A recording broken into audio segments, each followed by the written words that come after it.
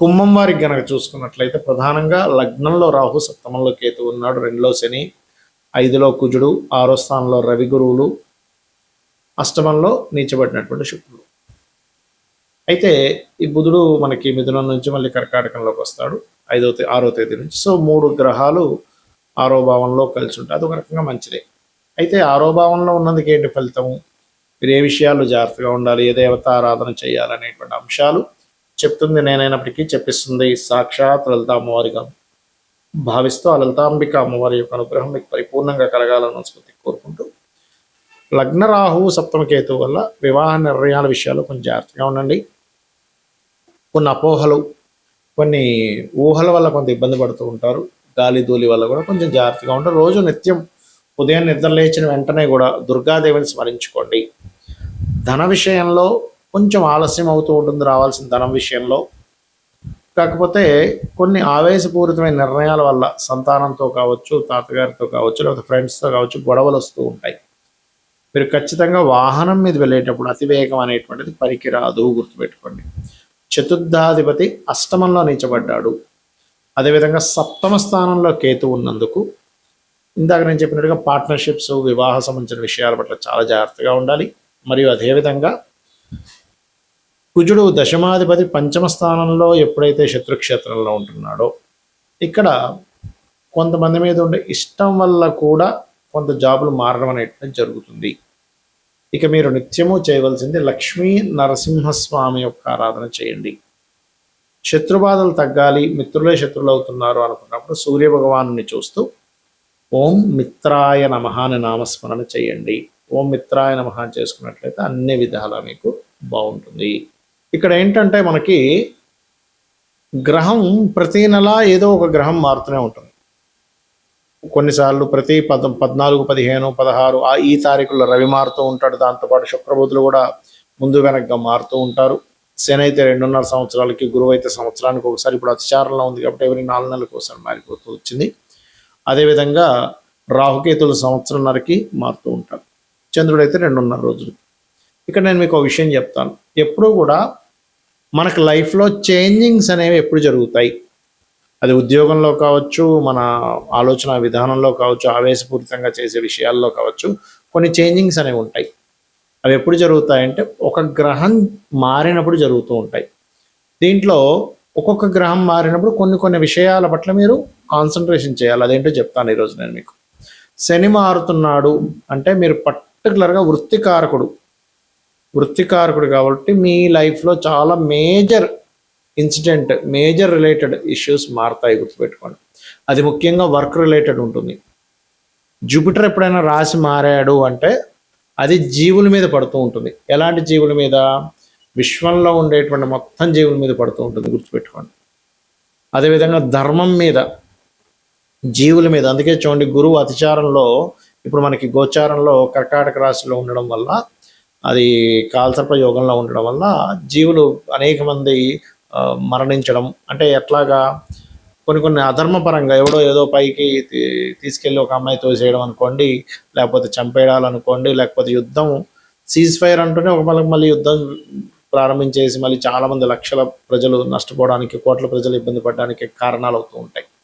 Jupiter individual హౌస్లో మీకు ఒక ఫ్రూట్ఫుల్నెస్ని ఇస్తుంది. లగ్నం నుంచి భావంలో ఏ భావంలో మారింది దాన్ని బట్టి. అంటే ఒక విషయంలో చెప్పాలంటే గురువు కనుక బాగుంటే ఫ్రూట్ఫుల్ ఫలితాలు కూడా ఇస్తాడు అక్కడ. ఇక కుజుడు ఎప్పుడైనా మారాడు అంటే గుర్తుపెట్టుకోండి, అది కమ్యూనికేషన్స్ మీద, భూముల మీద ఎఫెక్ట్ చూపిస్తూ ఉంటుంది. భూములకు సంబంధించిన విషయంలో బాగా పెరగాల, తరగాల ఏమిటనే విషయం చూపిస్తూ ఉంటుంది. అదేవిధంగా ఉదాహరణకి రవి మారాడు అనుకోండి, మీ కీర్తి ప్రతిష్టలు, ప్రమోషన్ వస్తుందా లేదా, లేకపోతే సంతానం కలుగుతారా లేదా, ఇలాంటి విషయాలను అది మూమెంట్ చేస్తూ ఉంటుంది. చంద్రుడైతే ప్రతి 2.5 రోజులు మారుతూ ఉంటాడు. అది పెద్ద విషయం కాదు. అది మనస్తత్వం మీద, మీ లగ్నాన్ని బట్టి ఉంటుంది. ఇక శుక్రుడు, బుధుడు కనుక చూసుకుంటే, శుక్రుడు మీ ధన వ్యవహారాలు లేదా ఇంట్లో ఉండేటువంటి స్త్రీల విషయంలోని, అలాగే మీరు మీ లగ్జరీ రిలేటెడ్ వాహనం కొనుక్కోవడం, గృహం కొనుక్కునే విషయాలకి అది పాజిటివ్గా ఉంటుందా నెగిటివ్గా ఉంటుందని అర్థం చేసుకోవాలి. బుధుడు మీ విద్యా సంబంధించిన, మీరు తీసుకునే డెసిషన్స్ మీద, అదేవిధంగా మీ ఐడియాలజీ మీద, దీని ప్రభావం చూపిస్తూ ఉంటుంది. రాహుకేతువులు మాత్రం పర్టికులర్గా రాహు మీకు ఒక ఆశ పుడుతుంది, కానీ అది ఖచ్చితంగా నెరవేరుతుంది, లేకపోతే ఆశ వల్ల మీరు మోసపోతారా అని చెప్తుంది. కేతువు కొన్నిటిని కట్ చేసుకుంటూ ముందుకు వెళ్ళిపోవాలని, కొన్ని విషయాలకి కొన్ని కట్ అయిపోతుంటాయి మన లైఫ్లో. అంటే కొన్ని బంధాలు కట్ అవ్వచ్చు, కొంత ఆఫీస్ నుంచి ఇంకో ఆఫీస్ మారచ్చు, లేనట్లయితే కొన్ని వ్యసనాలు వదిలేయచ్చు, లేదా కొన్ని వ్యసనాలకి కనెక్ట్ అయిపోవచ్చు, మనిషి చెప్పలేము, అలా ఉంటూ ఉంటుంది. బట్ ఏదైనా సరే డిటాచ్మెంట్ కేతు ఇస్తూ ఉంటాడు. అయితే ఎప్పుడైనా ఒకటే గుర్తుపెట్టుకోండి, మీకు గ్రహస్థితి బాగుండాలి అంటే ఏ గ్రహం మారితే ఆ గ్రహానికి సంబంధించిన దానం ఇవ్వండి. ఫస్ట్ ఆఫ్ ఆల్ గుర్తుపెట్టుకోండి. లేదా ఆ గ్రహం ఏ గ్రహంతో కలుస్తుందో దానికి సంబంధించిన దానం ఇవ్వండి. అలా ఒక్కొక్క గ్రహానికి చూసుకుంటే రవి అయితే సూర్యుడు, చంద్రుడైతే చంద్రుడు 2.5 మారుతూ ఉంటాడు కూడా పర్లేదు, శివాభిషేకం చేసుకోమంటుంటారు. అందుకే ఎందుకంటే చంద్రుడు 2.5 రోజులకు మారుతూ ఉంటాడు, రోజుకో నక్షత్రం మారుతూ ఉంటాడు. శివాభిషేకం చేసుకోవడం వల్ల చంద్రబలం పెరుగుతుంది.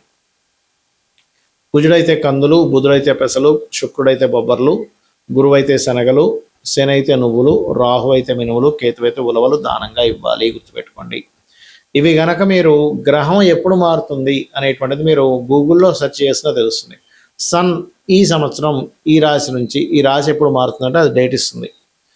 చాట్ జీపీటీ కూడా ఇస్తుంది, లేదా మీరు పంచాంగంలో చూసుకున్నా కూడా కనబడతాయి. పంచాంగంలో చాలా స్పష్టంగా ఏ గ్రహం ఎప్పుడు మారుతుంది అనేటువంటిది ఇస్తూ ఉంటారు. ఆ రకంగా మీరు చూసుకుంటూ ఉండాలి. గుర్తుపెట్టుకోండి. ఇలా చూస్తూ మీరు నిత్యము కనుక మీ యొక్క పూజా గదిలో నిత్య దీపారాధన ముఖ్యంగా అలవాటు చేసుకోండి. నిత్యము ఒక ఆలయానికి వెళ్ళడం, మీ ఇంటికి దగ్గరలో ఏ ఆలయం ఉంటుందో చాలా దగ్గరలో ఉండే ఆలయానికి వెళ్ళడం ప్రాక్టీస్ చేయండి. ఫస్ట్ ఆఫ్ ఆల్ రోజు ఆలయానికి వెళ్ళడం వల్ల పిశాచ యోగాలు పట్టవు. మనకు గుర్తుపెట్టుకున్న పాయింట్ నెంబర్ 1. ఎందుకంటే మన గ్రహస్థితి ఒక ఎత్తు అయితే పిశాచ యోగాల వల్ల మన ఆలోచన విధానము, మన అలవాట్లు, మన అడిక్షన్స్ ఇవన్నీ జరుగుతూ ఉంటాయి.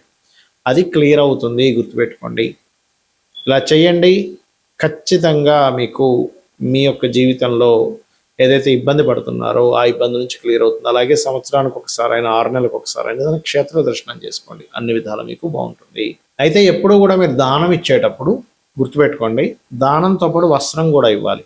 అంటే గోధుమలు ఇచ్చేటప్పుడు ఆరెంజ్ కానీ రెడ్ కలర్ వస్త్రం కానీ, బియ్యం ఇచ్చేటప్పుడు వైట్ కలర్ వస్త్రం ఇవ్వాలి. కందులు ఇచ్చేటప్పుడు కూడా ముదురు రెడ్ కలర్ ఇచ్చినా పర్లేదు, కందులు దానం ఇచ్చేటప్పుడు. అదేవిధంగా పెసలు కనుక దానం ఇచ్చేటప్పుడు మీరు గ్రీన్ అంటే మన గ్రీన్ కలర్ వస్త్రం బ్లౌజ్ పీసెస్ ఇవ్వచ్చు, లేదా మీరు ప్యాంట్ చొక్కా షర్ట్ చొక్కా ఇస్తాను, మీ ఇష్టం అది. అలాగే గురువు అనుకోండి yellow colour or cream colour, Shani అనుకోండి బ్లూ ఆర్ బ్లాక్ కలర్స్.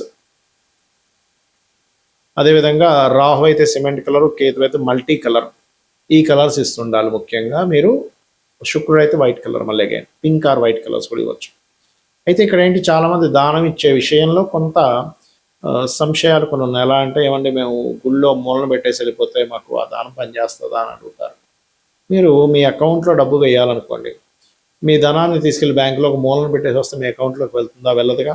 మీరు అకౌంట్ నెంబర్ చెప్తారు, మీ పేరు చెప్తారు, ఎంత అమౌంట్ చేస్తున్నారు చెప్తారు, ఏ అకౌంట్లోకి వేయాలో చెప్తారు కదా. అలాగే దానం కూడా మీరు ఇచ్చేటప్పుడు ఏ పర్పస్ మీద ఇస్తున్నారు, ఏ అభివృద్ధి అవ్వడం కోసం ఇస్తున్నారు, మీ పేరు గోత్రం చెప్పి ఇవ్వాలి. అలా కాదండి, కొంతమంది ఏమంటారంటే ఏమైనా గోవు పెట్టచ్చా? గోవుకి పెట్టచ్చు, కానీ ఈ పదార్థాలు కాదు. గోధుమ రవ్వ పెట్టచ్చు, బియ్యం పిండి పెట్టచ్చు, లేకపోతే క్యారెట్స్ పెట్టచ్చు కందులు బదులుగా, పెసలు బదులుగా ఆకుకూరలు తినిపించవచ్చు, నువ్వులు బదులుగా బెల్లం పెట్టచ్చు, మినుములు బదులుగా ఉండలు పెట్టచ్చు, ఉలవలు బదులుగా గ్రాసం పెట్టచ్చు. ఇలాగా శుక్రుడికి బొబ్బర్లు బదులుగా మనం తీపి చపాతీలు పెట్టచ్చు. అంతేగాని ఈ పదార్థాలు డైరెక్ట్ పెట్టడం కంటే కూడా అలా పెట్టడం అనేటువంటిది మంచిది.